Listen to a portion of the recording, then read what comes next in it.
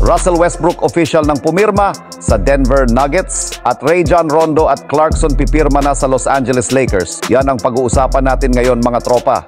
Pero bago yan mga tropa, baka pwede ka mag-subscribe sa aking channel para manalo kayo ng tropang basketball jersey. Maraming salamat mga tropa, let's go! Naibalita ko na nga po sa inyo mga tropa na maging ang superstar nga po ng Denver Nuggets na si Nikola Jokic ay pinipilit na rin naman ang kanilang front office na kunin si Russell Westbrook sa lalong madaling panahon. Lalo pat naniniwala nga po siya na malaki ang maiaambag nito sa kanilang team sa susunod na season. Pero base nga po sa isang NBA analyst, hindi rin naman nga po magiging madali para sa Denver Nuggets na makuha si Russell Westbrook mula sa Clippers. Since meron pa rin naman nga po ito sa kanilang kontrata matapos niyang kunin ang kanyang player option, kaya it's either kunin nga po nila ito sa pamamagitan ng isang trade o maghintay na lamang sila na i-waive ito ng Clippers bago nga po nila siya makuha sa buyout market. At sa kaswertehan nga po naman mga tropa, matapos nga po na maibalita ngayong araw na na-i-trade ng Clippers si Westbrook papunta sa team ng Utah Jazz, ay agad rin naman nga po itong ini-waive o i-buyout sa kaparehong araw. Kaya dahil nga po dyan ay nagkaroon na nga po siya ng oportunidad na pumirma na sa wakas ng kontrata sa Denver Nuggets na sobrang ikinatuwa rin naman ng kanilang front office. Since matagal na rin naman nga po nilang hinihintay na magkaroon ang kanilang team ng isang bagong player na makakatulong ng husto kina Nikola Jokic at Jamal Murray sa kanilang lineup pagdating sa scoring at playmaking.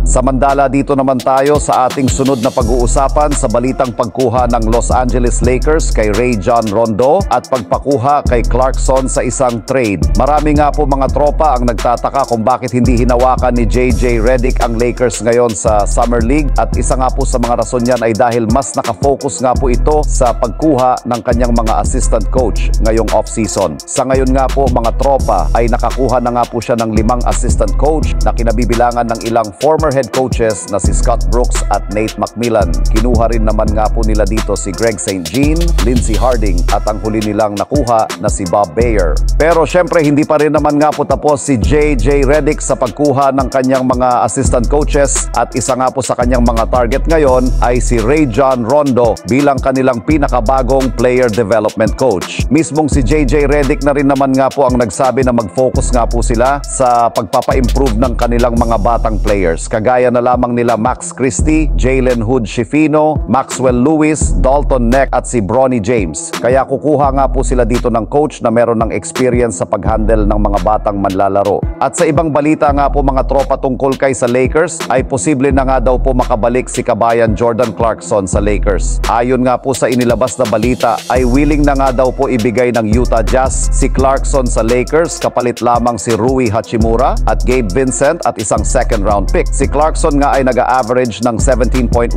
points, 3.4 rebounds at 5 assists per game na may 41.3% field goals.